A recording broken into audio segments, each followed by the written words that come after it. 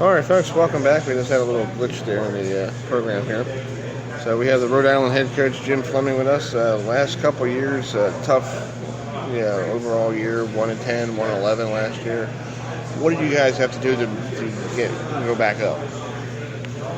Start right at everything you just talked about. First off, you got them backwards. It was 1-11, then 1-10. So, the things we have to do is we have to keep on course, keep on track. I think that there's a tremendous foundation that we've been able to lay over the last 2 years. I think the character and the commitment of the kids is extremely strong. It felt like we came up on the short end of 5 to 6 wins. I thought we should have had an opportunity to close out, but found ways not to do that. So, if you start looking at it and just do a straight-up statistical evaluation, we've got to be able to double our offensive output. We need to go ahead and cut in half our defensive output. And we need to be able to go ahead and really win the turnover battle. We've been last in the conference in turnover margin, and those kinds of things are going to prevent you from winning. I think that if we're able to keep on, I think the pieces are in place, manage it the proper way, go on out and compete at the level that they have shown, and just not mess it up, then I think that we've got an opportunity to turn the corner. Well, talk about you have Kansas coming up on your schedule. First time facing Kansas. I don't want to say, but that could be a #1 win of the year, because Kansas is slowly, they're not the school in the Big 12 that everybody knows about, but they're still a Big 12 school. So how are you going to take on a Big 12 school knowing that they are in the same boat as you, rebuilding? Well, I think you're going to get their best effort. They're looking at no opportunity to overlook anybody, which is one of the things you always kind of hope when you're going into a battle with a 1A opponent. But I think that how we're going to approach it is the same we approach every game. We're going to get ourselves going through training camp. We're going to hope to walk out of training camp feeling extremely healthy. We'll put together a solid game plan that we can execute, and we'll go out and compete. And in all of those games, and I've been a part of a number of them, when you go in and you're quote-unquote overmatched. You just hang around, and then you have an opportunity to steal a couple late. I've been a part of plenty of those opportunities and looking to try to do the same thing come September. So, Coach, talk about what the game on September 3rd, what that game would mean to you guys as a program if you guys can pull off the upset. It would be a tremendous win. We're a one-win football team from last year. If we are able to win our opener, it's going to be phenomenal. I don't care if it's Kansas. I don't care if it's Villanova. I don't care if it's the Green Bay Packers. We get a W on our belt early. That would be the best medicine for our football program. How to start, managing that thought, it's just going to be a question of us going out and playing as good as we possibly can and see if we can get to the finish line with a W in our pocket. It's going to be a tough out. So how will you guys be able to execute the game plan, and how will you guys be able to put that on the field and show a W at the end of the day? How will that happen? It happens just like it does in any other opponent. You go out and you play 60 minutes of football. You play it extremely hard. You play it mistake-free. And you have an opportunity to make a couple of plays. This game, you normally, and all coaches will talk about it, usually comes down to the difference in a tight football game between 5 or 6 plays.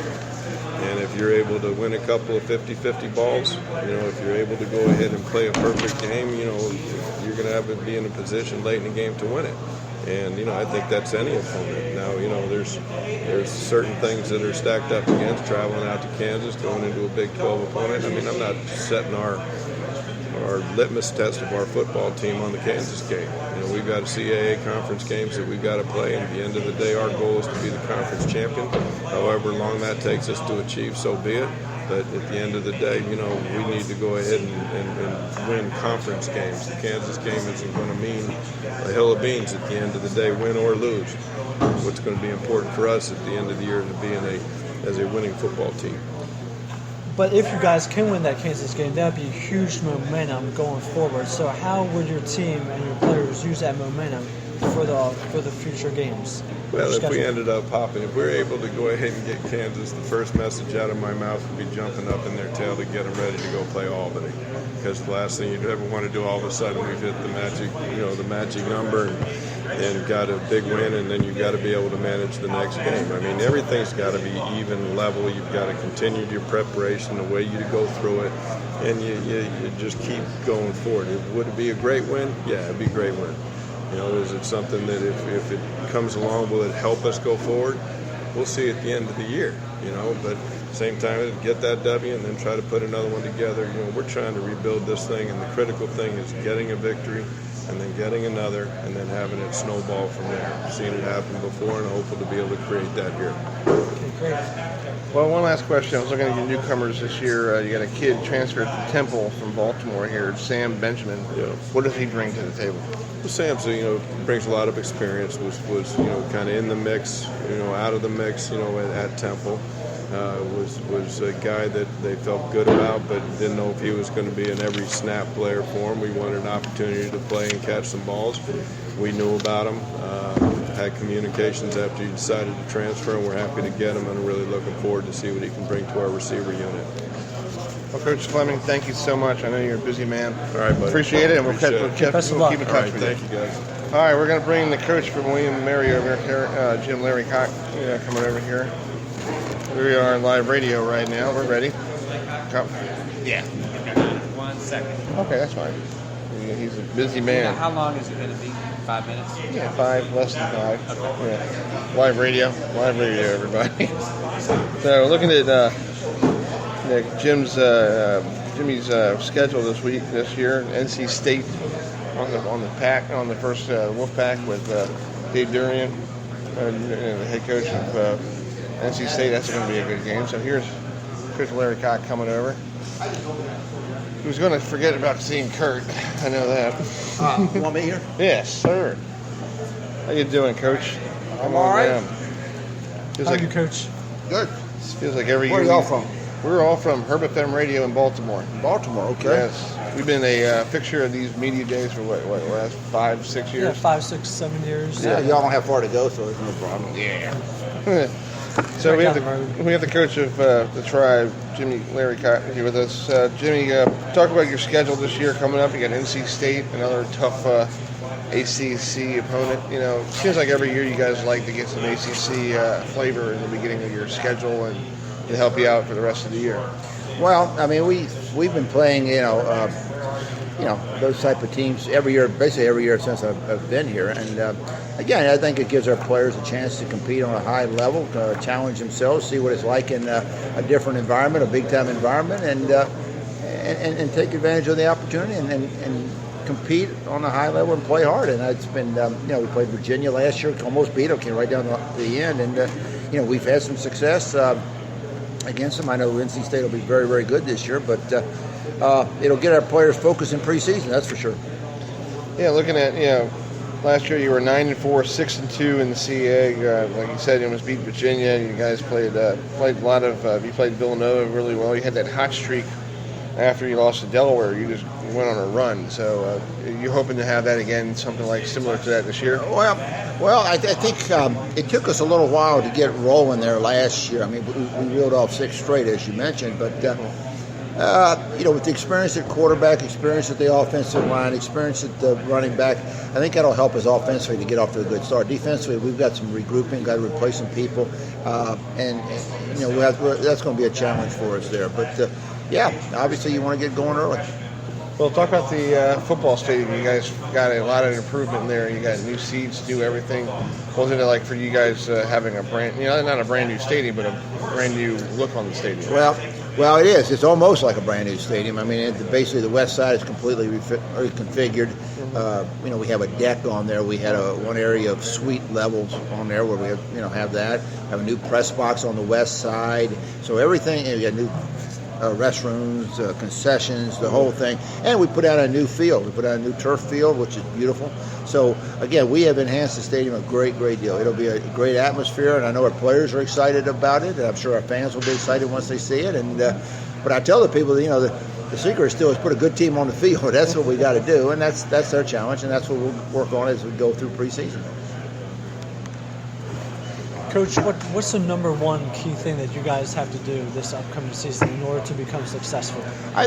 I think the big thing we have to do, or well, there's a lot of things you can choose from, but we've got to get back to playing defense like we're capable or we have done in the past. When we better, for the most part, our best teams, we've been really, really good on defense, and we've got to, we got to fill some holes defensively, but that should not stop us from playing good team defense and with a good mindset. I mean, offensively, I think we'll be okay, but defensively, we've got to make some things happen.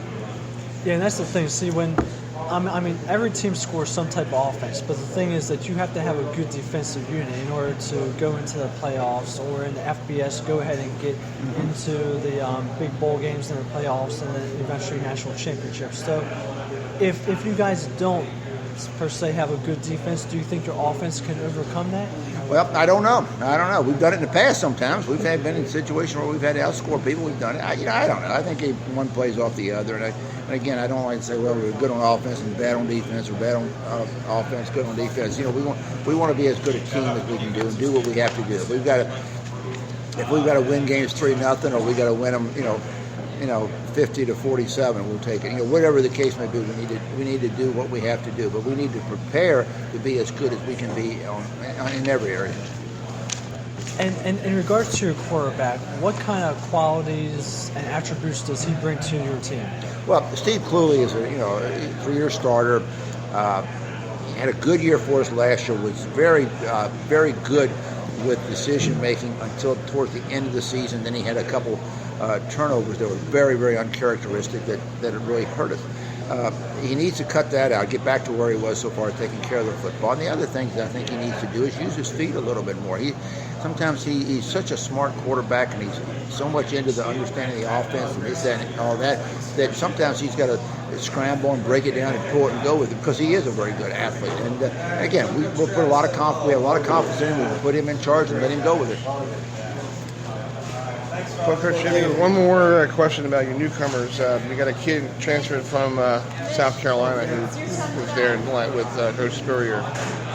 His name is Dalen Christensen. So just talk about him and what is he going to bring to the offense. Well, Dalen, was an outstanding player in high school. He's redshirted down at South Carolina. We'll see what he brings to the offense. Hopefully, he can fill in there and give us a good 1-2 there with Devontae Dedman there at wide receiver, and also can help us in the return game too. But he's a very gifted athlete. But again, we got to be patient. We got to see how he fits in and how he blends with the rest of our players. Well, Coach, thank you so much. You're a great man, and we'll hope to talk to you soon. Coach. All right, take care, guys. All right, Coach. That's the head coach of the William & Mary Tribe. He's supposed to be picked second against Richmond this year. Coach Larry Cott. Well, we're going to wait for Villanova to stop by, and then we're going to try to get Stony Brook. So they're over there in the corner there. So we're going to take a timeout. You are listening to the CAA Football Media show here from Baltimore, Maryland, here on Herb FM Radio.